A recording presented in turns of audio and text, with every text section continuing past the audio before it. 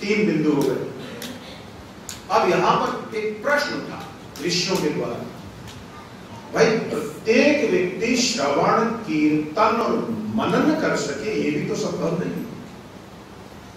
मान लीजिए किसी व्यक्ति के पास कान ही नहीं, बेचारा जन्म से ही बधिर है, तो वो कैसे श्रवण करे? उसका तो श्रवण हो ही नहीं सकता। मान लीजिए किसी के पास जिह्वा नहीं है, अब उसने सुना है बहुत अच्छे से पर वो कह तो नहीं पाएगा।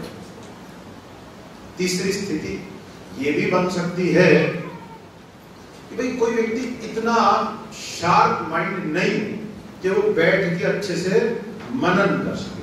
सुन तो लेगा वो आपकी बात को, और जैसा उससे कहा जाएगा वो कह भी देगा, पर आप ये कहो कि 4 नए तर्क इस ज्ञान की वृद्धि में और जोड़, तो कहीं इतना मेरे बस की बात नहीं है। अब सुन लिया आपकी बात, जैसे सुनी मैं बता भी दूंगा, ज्यादा मेरे से नहीं होगा। तो वो क्या करे? यानी श्रवण कीर्तन मनन अगर किसी से नहीं हो सकता तो उसके लिए कोई विकल्प, कोई ऑप्शन आपके पास है या नहीं है? शुद्ध जी ने प्रश्न रखा। सोचिए, इतने उत्तम कोटि का ग्रंथ है, कहां मिलेगा आपको? इतनी बारीकी से एक स्टेप बाय स्टेप आपको आगे ले जाता है, आपको आपकी समस्या को समझते हुए वो आगे बढ़ाना चाहता है। शिव महापुराण जिस घर में नहीं है उस घर में मैं मान ही नहीं सकता कि अध्यात्म में कोई विशेष उन्नति है। हर घर में शिव महापुराण होना चाहिए। गीता प्रेस से ले लीजिए, शुद्ध हिंदी अनुवाद है और ठीक ठाक लिखा हुआ, और गीता प्रेस की ही पुस्तकों में सही अनुवाद होता है, बाकी तो विचार करना पड़ता है। सब लोग अपने हिसाब से उसमें मिर्च मसाला हमारे बिना मानते नहीं। तो श्रवण कीर्तन मनन की योग्यता यदि नहीं है तो वो व्यक्ति क्या करे? ये भी सही प्रश्न है। इस प्रश्न के उत्तर में सूत जी महाराज ने कहा उसके लिए मार्ग है नित्य नियम से शिवलिंग की उपासना करें। शिवलिंग की, इससे भी उसे वही पुण्य प्राप्त हो जाएगा जो श्रवण कीर्तन और मनन के फल से होना था। अब शिवलिंग उपासना कैसे करें? ये भी तो अपने आप में एक पूरा सब्जेक्ट बन जाएगा, उस पर हम मंथन करेंगे। भगवान शिव के लिंग एवं साकार विग्रह की पूजा के रहस्य का महत्व यहाँ पर बताया गया। शिव की 2 प्रकार से पूजन, एक तो शिवलिंग के रूप में और दूसरा शिव मूर्ति के रूप में, जिसमें आप लोग देखते हैं है ना, हाथ पांव वाले भगवान बैठे। तो इन 2 में से शिव पुराण ने कहा मूर्ति पूजन की अपेक्षा शिवलिंग पूजन का अधिक महत्व है। एक तो ये जानिए, ठीक है। और अब शिवलिंग भी एक प्रकार का नहीं होता। एक शिवलिंग नर्मदा नदी से प्रकट है, एक ज्योतिर्लिंग है, कहीं पर स्वयंभू लिंग है, तो कहीं पर नेपाल की गंडकी नदी से प्राप्त होने वाले शालिग्राम में भी शिवलिंग होता है। कुछ ऐसे शालिग्राम निकलते हैं जो शिव रूप होते हैं। हमारे पास एक ऐसा शालिग्राम है। तो इसी प्रकार से कुछ ऋषियों के द्वारा स्थापित शिवलिंग है, तो कुछ सिद्ध महापुरुषों के हाथ के स्थापित लिंग है। चांदी का भी एक शिवलिंग बनाया जाता है। रावण के यहाँ स्वर्ण लिंग की उपासना होती थी, यानी सोने के बने हुए शिवलिंग की उपासना होती थी। पारे से भी शिवलिंग, आजकल तो नकली बिकते हैं, आपकी इस कॉलोनी में भी 2-4 बेचने वाले हैं। तो वो असली पारे का तो धीरे से बन नहीं सकता, बहुत कठिन है। 18 संस्कार पारे के करने पड़ते हैं, तब पारा ठोस होता है। तो वो खाली पारे का पेंट मार के शक्ल पारे जैसे हुए निकाल दो, 5,000 15,000 बहुत कुछ है। तो पारे से भी शिवलिंग बनता है। इसी प्रकार से नीम से भी शिवलिंग बनाते, नीम लकड़ी की बात कर, वट वृक्ष की जड़ से भी बनता है, और भी अनेक प्रकार के शिव, गाय के गोबर तक से भी शिवलिंग बनाया जाता है। श्मशान की भस्म से भी शिवलिंग बनता है। शिवलिंग के प्रकार इतने हैं, कितना कहें, कम पड़ गए।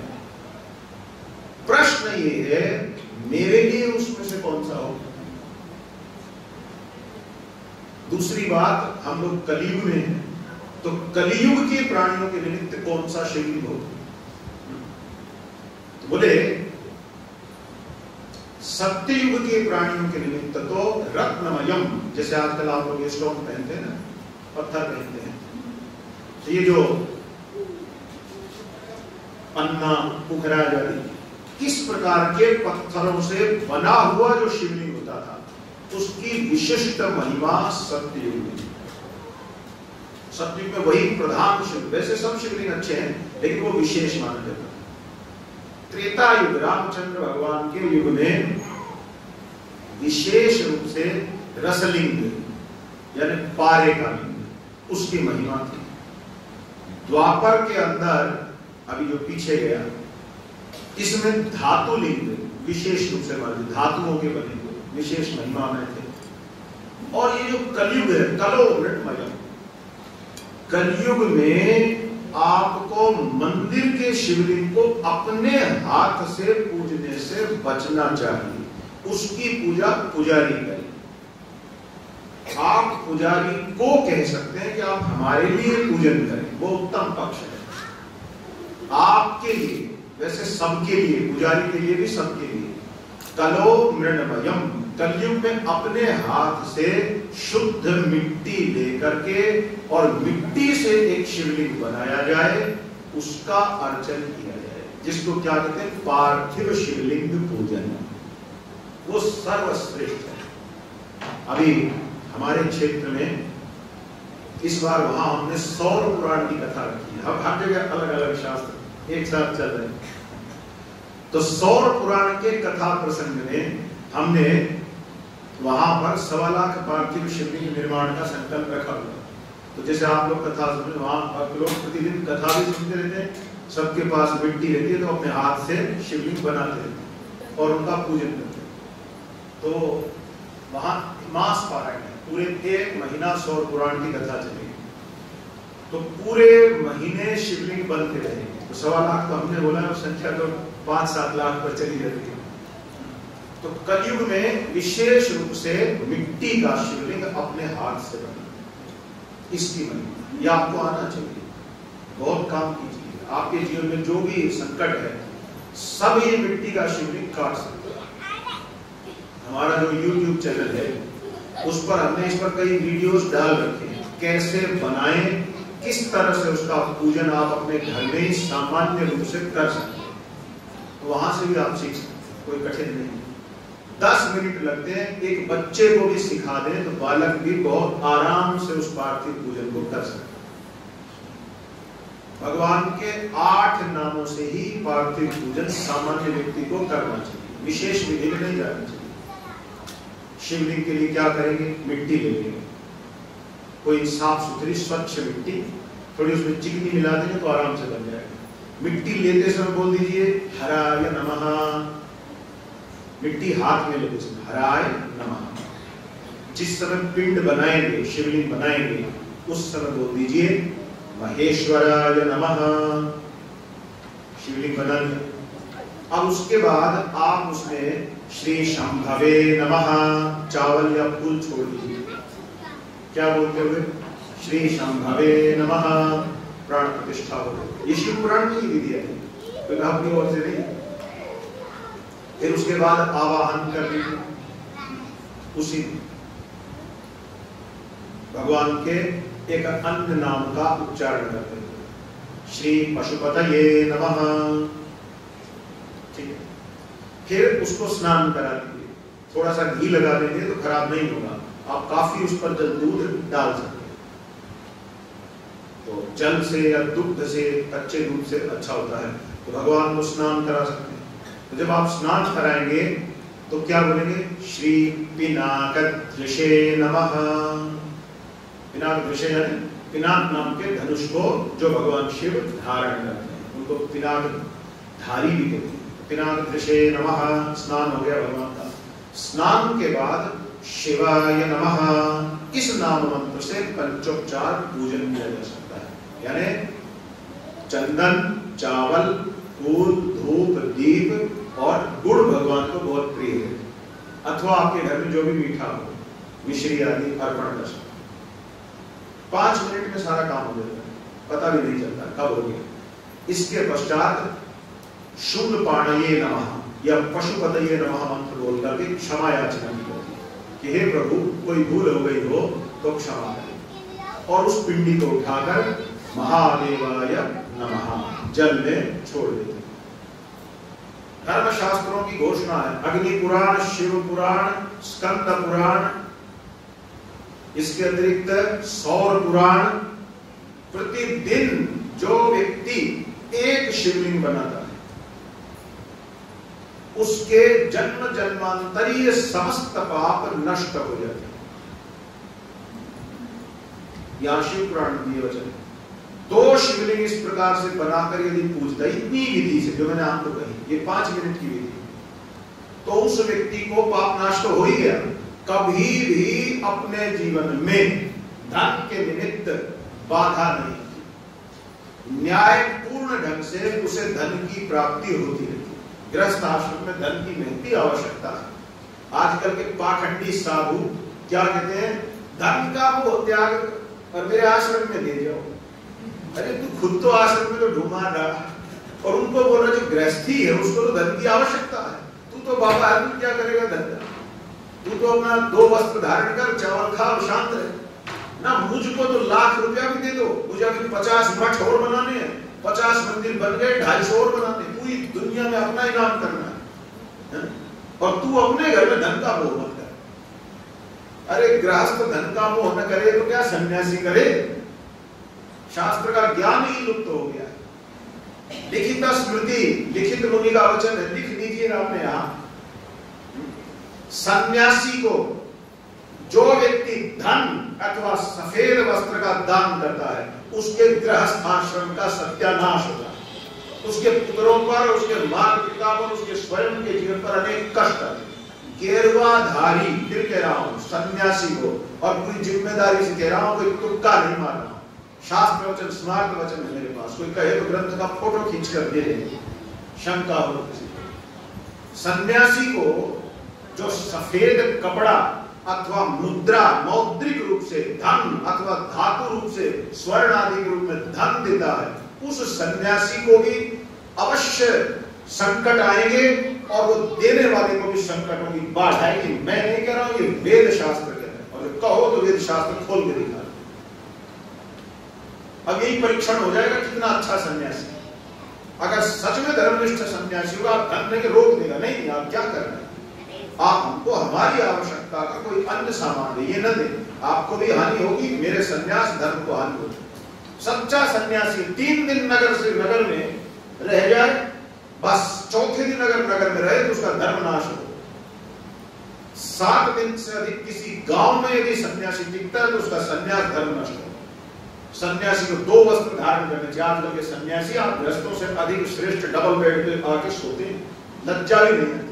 आपने देखा ये सब दृश्य, देखी कह रहे तो सुनी सुनाई।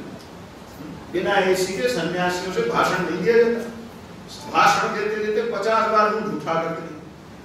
पानी पीने से भी मुंह झूठा। अभी पूछा एक बंधु ने, मुझे थोड़ा खांसी आ गया, जल लेंगे क्या? मुझे नहीं, कारण से मना किया, भले प्यास लगी हो। क्यों मना किया? जल पीने के बाद भी बिना आचमन किए शुद्धि नहीं है। फिर आचमन करूंगा क्या? बैठ कथा कर रहा हूं, जल पीऊं, आचमन पूजा करने लग जाऊं बैठ के। तो चिंतन कीजिए, जल पीने के बाद भी मुख शुद्धि आचमन के बाद होती है, तो वो सब कैसे होगा? इसलिए संयम पूर्वक कथा कहनी चाहिए। मैंने देखा अनेक साधु कथा करके 20 बार मान लिया, पता नहीं कहां से क्या उनकी मत की। जैसे 1 घंटा शांति से बोला नहीं जाता तो क्यों जोर लगा रहा? आराम से बैठ के सुन ले, कोई और सुना देगा। प्रेस नहीं टूटती आजकल के सन्यासियों के कपड़ों में, और ग्रस्त को कहते हैं तू बाबा हो गए, तू किसी चीज के मोह मनता मत रखे। भगवान श्री कृष्ण चंद्र महाभारत में अर्जुन को एक पूरा अध्याय इस बात पर प्रवचन करते हैं कि धन की क्या महिमा है। मैंने क्या कहा आपने सुना? महाभारत में भगवान श्री कृष्ण चंद्र एक पूरा अध्याय इस बात पर गा देते हैं अर्जुन के सामने कि धन की क्या महिमा है। अर्थात धन की महिमा कितनी अधिक है। तो गृहस्थ आश्रम में धन से परहेज नहीं होना चाहिए, हाँ अधर्म पूर्वक धन प्राप्त करने से परहेज होना चाहिए। आप न्याय पूर्वक धन प्राप्त करें, ये धर्मशास्त्र की शिक्षा है। गृहस्थों को गृहस्थोचित, सन्यासियों को सन्यासोचित, ब्राह्मण अथवा क्षत्रिय वैश्य शूद्र सब अपने अपने वर्णाश्रम के अनुसार धन प्राप्ति करें, इससे धर्म का राज्य आएगा। ऐसे धर्मराज नहीं आ सकता कि दिन रात बेईमानी धंधा उल्टे सीधे तरीके सब अपना करके इकट्ठा करते जाओ, बैठ कर बोले राम जी कृष्ण जी, राम कृष्ण क्या करें। वाणी में वो वीर्य ही नहीं होगा, कहां से होगा वो वीर्य? तो तब आए ना जब स्वयं में वो शुद्धता हो गई। जब अपना ही दिन हजार दोषों से भरा है तो वाक की अधिष्ठात्री सरस्वती बुरा मान जाती है। इसलिए माता सरस्वती को प्रभावी वाणी उत्पन्न ही नहीं होने देती जो किसी के हृदय को हिला सके, झकझोर सके। तो इसलिए शिव महापुराण यहां पर हमको टोक रहा है, भाई शिवलिंग की आराधना कैसे करनी है? मिट्टी के शिवलिंग की करनी। स्टैंडर्ड डाउन नहीं होता मिट्टी का बनाने से। किसी वृक्ष में, जो भी कोई बड़ा वृक्ष किसी पार्क में अथवा कहीं आसपास है, वहां आप उसका विसर्जन कर सकते हैं, जिससे कि उसका किसी को पांव आदि न लगे। तो ये पार्थिव पूजन आप सबको सीखना चाहिए। ये आपके भाग्योदय के लिए, आपके आत्म उत्थान के लिए, आत्म साक्षात्कार की दिशा में आगे बढ़ाने वाला कर्म है, सामान्य क्रिया नहीं। अब हमारे पास 10 मिनट और है, 7 मिनट तक है, फिर आज की कथा का विश्राम स्थल बनाएंगे। तो इसके बाद ऋषियों ने प्रश्न कर दिया कि महाराज हमें ये बताइए, ठीक है शिवलिंग का आराधना हम करेंगे, शिवलिंग की आराधना से मोक्ष होता है, ये धर्मशास्त्रों का निर्णय है, इस पर सैकड़ों प्रमाण लिए जा सकते हैं, कोई शंका की बात नहीं। ऐसा नहीं है कि शिवलिंग कोई सामान्य चीज है। तो इस शिवलिंग का सृष्टि में सबसे पहले किसने पूजन किया? ये कहां से शुरुआत हुई कि भाई शिवलिंग का अर्चन करना चाहिए? सूत जी महाराज बोले ठीक है, ये रहस्य मैं आपको बताता हूं। उन्होंने कहा सृष्टि के आरंभ में, अच्छा एक पक्ष और है, कुछ शास्त्रों में कहा है कि ब्रह्मा जी की उत्पत्ति भगवान शिव के दाहिने हाथ से हुई है और नारायण का प्राकट्य शिव के बाएं हाथ से हुआ है। तो कुछ ग्रंथों में लिखा है ब्रह्मा जी भगवान विष्णु की नाभि से कमल पुष्प पर आए और रुद्र शिव ब्रह्मा की भौहों के बीच में से आए। अब जो नए जमाने के वही सेकेंडरी सोर्स समर्पित भक्त हैं, पता नहीं क्या कहीं कुछ लिख दिया कहीं कुछ लिख दिया, कोई सिस्टम नाम की चीज ही नहीं, क्योंकि उन्होंने परिश्रम नहीं करना, बड़ी जल्दी हाथ झाड़ खड़े हो जाते, जबकि शास्त्रों में सब समझाया गया। अब मैं आपको बताता हूं, वही प्रसंग है। सूत जी बोले सृष्टि के आरंभ में ब्रह्मा जी के जब नेत्र खुले तो ब्रह्मा जी ने देखा मेरे अतिरिक्त कोई है ही नहीं, तो उनको लगा मैं ही सब कुछ हूं, क्योंकि और तो कोई है नहीं। तो ब्रह्मा जी जब थोड़ा आगे गए तो उन्होंने देखा कि भगवान विष्णु शेषनाग की शैया पर शयन कर। तो ब्रह्मा जी ने भगवान विष्णु को पुकारा कि उठो उठो, वो नहीं उठे, तो उनको पकड़ के हिलाने लग गए, उठो तुम यहां सोए पड़े हो, कौन हो? भगवान विष्णु जग करके नारायण ने कहा कि आप कौन हैं, क्यों हमको जगाते हैं? तो ब्रह्मा जी ने कहा मैं इस सृष्टि का स्वामी हूं और तुम मेरे पुत्र हो, तुमको मेरे सामने पड़े नहीं रहना चाहिए। तो भगवान विष्णु उनसे बोले पुत्र तो तुम मेरे हो, तुम मेरी नाभि से उत्पन्न कमल पर आए हो। वो कहे कि आप हमारे पुत्र हो, आप हमारे पुत्र हो। तो शिव पुराण में विदेश्वर संहिता में कथा है, दोनों में बहुत बड़ा विवाद हो गया और इस विवाद का जब अंत नहीं हो रहा तो युद्ध आरंभ हो गया। बोले अच्छा जो पुत्र होगा और जो पिता होगा युद्ध से ही निर्णय होगा, ठीक है। तो दोनों में जब युद्ध होने लगा तो बड़ी समस्या खड़ी हो गई। देवताओं ने शिकायत करने आरंभ, सूक्ष्म रूप से तो देव शक्तियां रहती है। भगवान शंकर ने क्या किया, एक अनंत अखंड अग्निलिंग, अग्निस्तंभ के रूप में दोनों के बीच में प्रकट हो गए। एक तरफ ब्रह्मा, एक तरफ विष्णु, और एक अखंड अग्निलिंग, मानो अग्नि का बना हुआ एक लिंग, जिसका ये नहीं पता ऊपर कहां तक जा रहा है, और नीचे झांके तो ये नहीं पता कहां तक जा रहा है। तो अब दोनों ने पूछा कि एक दूसरे से, ये क्या आ गया हमारे बीच, हम ही तो थे, तो और तो कुछ था नहीं। तो दोनों ने निर्णय किया, ब्रह्मा ऊपर जाएंगे, अगर ये ऊपर से कहीं से आ रहा है तो वहां से खोजेंगे इसका सोर्स, और नारायण नीचे ढूंढने जाएंगे, अगर नीचे कहीं से निकल के आ रहा है तो वहां से पता लगेगा। और अब ये निर्णय हुआ, जो इसका आरंभ खोज लेगा वही पिता और दूसरा पुत्र, यानी वही हम दोनों में बड़ा। आप लोग पंडित जी बैठे हैं, मंदिर में जब पूजन होता है तो संकल्प होता है ना सबसे पहले, ओम विष्णु विष्णु विष्णु, ओम अद्य ब्रह्मण्य परारधे द्वितीय परारधे श्री श्वेत वाराहकल्पे वैवस्वत्मनमन्तरे अष्टाविंशतितमे कलियुगे कलिप्रथम चरणे उद्धारकारे दुर्लोके जगन्नाथे भरतखंडे, आगे चलता रहता है। तो जो संकल्प मंत्र पढ़ा जाता है तो सबसे पहले क्या बोलते हैं, विष्णु विष्णु विष्णु ओम अद्य ब्रह्मणो हनि द्वितीय परारधे, बोलते ना द्वितीय परारधे। ब्रह्मा की आयु कितनी है, अगर आज की गणना के हिसाब से कहें, आप यहां इस धरती की गणना के अनुसार तो 311 खरब 50 अरब वर्ष। अच्छा, और शास्त्रीय भाषा में इस पूरे आंकड़े को हम क्या कहते हैं, पर, क्या बोलते हैं, पर। ब्रह्मा की आयु कितनी है, एक पर है। पर के अगर दो टुकड़े करेंगे तो क्या बन जाएगा, परार्ध। पर का आधा, एक हिस्सा और एक हिस्सा। ब्रह्मा की आधी उम्र निकल गई शिवलिंग की उस को खोजते खोजते भी कहां से आ रहा है, और नीचे भगवान विष्णु थक गए दोनों, भाई नहीं पता कि कहां से आ रहा है, ये तो जितना ऊपर हम जा रहे हैं उतना ही ऊंचा और दिखता।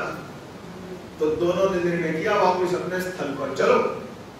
ब्रह्मा जी जब आने को हुए तो अचानक दृष्टि पड़ी, ऊपर से एक पुष्प लुढ़कता हुआ आ रहा है। ठीक है, तो ब्रह्मा जी ने थोड़ा देखा, वो क्यों गिरा वो पुष्प, भगवान ने थोड़ा सा सिर हिला दिया महादेव, जिससे वो एक पुष्प के सिर से निकलकर गिर पड़ा।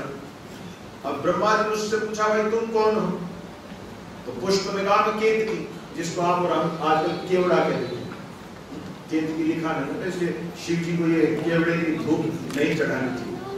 तो केतकी का पुष्प आया। ब्रह्मा जी बोले, देखो एक काम करोगे हमारा, बोले क्या महाराज, आप तो भगवान।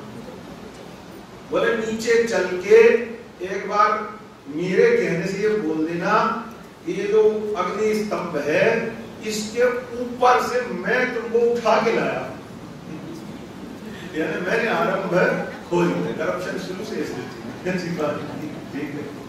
तो केतकी पुष्प घबरा गया, बोले नहीं ये तो असत्य भाषण है, मैं कैसे कहूँ। बोले तुझे पुष्पों का राजा बना, यही होता है ना, आप हमारा काम करो, आप चिंता मत करो, आपकी चिंता हम मिटा देंगे। तो पुष्पों का राजा आपको बना देंगे, आप ये बात कह देना। तो ठीक है महाराज, फिर तो सोचना पड़ेगा, इतनी बड़ी बात हो रही है, राजा बनने की, गद्दी मिलने की बात तो कुछ भी करा, ठीक है कह देंगे। तो भगवान ने ब्रह्मा जी उसको साथ लिया। अब जब नीचे आ गए तो भगवान विष्णु भी आ गए। तो भगवान विष्णु ने कहा कि मुझे तो नहीं कि इसका कहां से आरंभ है, मैं तो ऐसे ही आ गया, मुझे नहीं पता। आप बोले मुझे पता है। अच्छा आपको कैसे पता चला? बोले ये साक्षी है, बताओ नहीं। वो फट बोला कि हाँ इस अग्नि स्तंभ के ऊपर में रखा था, ब्रह्मा जी हमको वहां से लेकर आए। भगवान विष्णु को बड़ा आश्चर्य हुआ, ठीक है सही है भाई, फिर तो हम पराजित हुए, ठीक है ब्रह्मा जी आप बड़े हो गए, हम छोटे। अब जैसे ही ये बात हुई, साक्षात सांब सदाशिव को क्रोध आया। भगवान भी मौका देते हैं करप्शन करने का, टेस्टिंग करते हैं ना, कि बेईमान है या नहीं है। वो फूल इसीलिए गिराया था क्योंकि भगवान देखना चाहते थे कि ये ब्रह्मा जी ठीक से काम करेंगे कि नहीं करेंगे। भगवान शिव का काल भैरव अवतार वही हो गया और काल भैरव ने प्रकट होकर, ब्रह्मा जी के पहले 5 मुख थे, अभी चतुर्मुख कहे गए। जिस मुख से ये झूठ बोला था कि केतकी पुष्प को हम ऊपर से लाए हैं, काल भैरव ने तुरंत उसी मुंडी को पकड़ा और खड़ग से उतार लिया। ये माइक बंद। तो अचानक से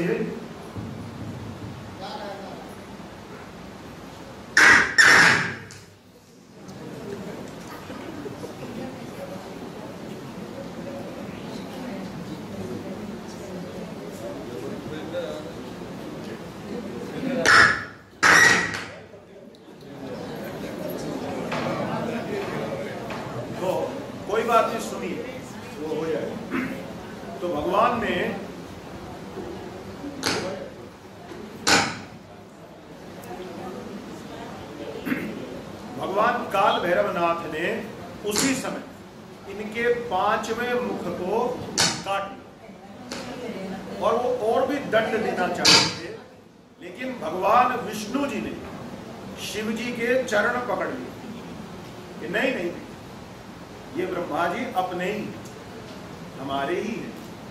भले ही इन्होंने कोई दोष दिखाया है, कोई कमी दिखाई है, किंतु इसका ये अर्थ नहीं है कि हम इसको नष्ट करें। देखिए ये नारायण की विशेषता। आजकल तो क्या होता है, एक बार अवसर मिल जाए, किसी की कमी पकड़ में आ जाए, फिर तो उसको रसातल में पहुंचाए बिना हमको चैन नहीं। मिल गई इसकी हमको काट, अच्छा ये बात थी, अब इसको मैं नाचना चाहूंगा। आजकल तो ये भावना, लेकिन भगवान की भावना कैसी, दोष है भी कोई बात नहीं, गुणों के भंडार है। चंद्रमा में अगर कुछ छींटे हैं भी तो इससे उसकी चांदनी फैलने में बाधा नहीं पड़ती। इसी प्रकार से महापुरुष में अगर कोई दोष आ भी तब भी सर्वथा त्याग उसका करने की आवश्यकता नहीं। भगवान विष्णु ने शिव जी को मना दिया, फिर भगवान शिव कोई नहीं छोड़ दीजिए, अब 1-2 मिनट ही बचा है, बाद में कर लेंगे। 2 मिनट का काम है, कल कर लेंगे।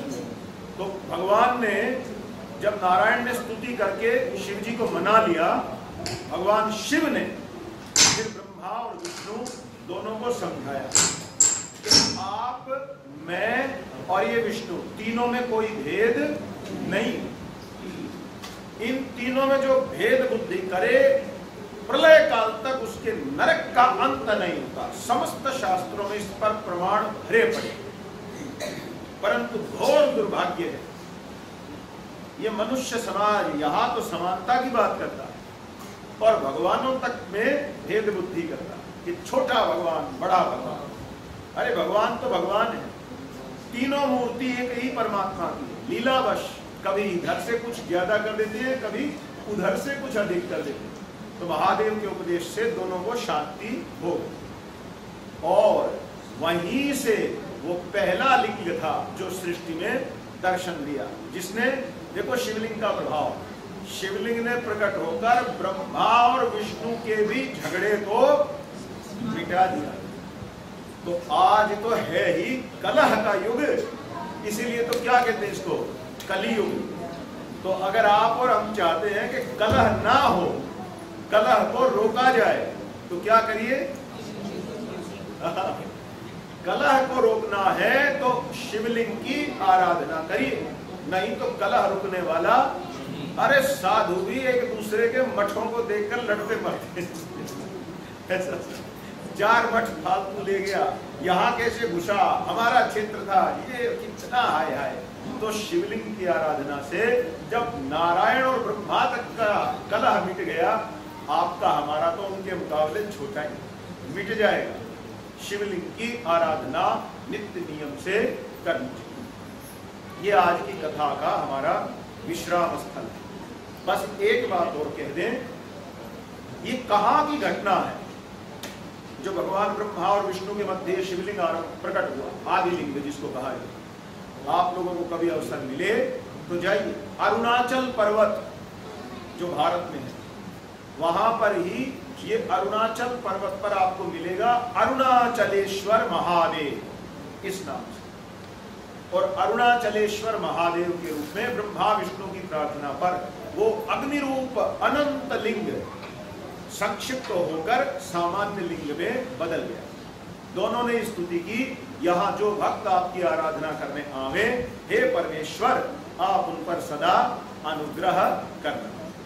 तो अरुणाचल पर्वत को महापार्थिव शिवलिंग कहा जाता है और वहां पर आपको अरुणाचलेश्वर का दर्शन हो सकता है। वो बहुत विशेष शिवलिंग माना जाता है सृष्टि में।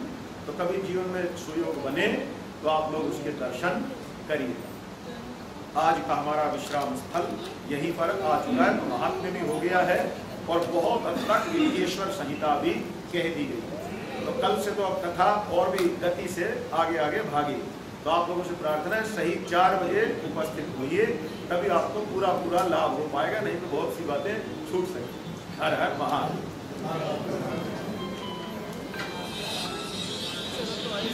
अच्छा अभी रात को शुरू कर लें, 2 मिनट की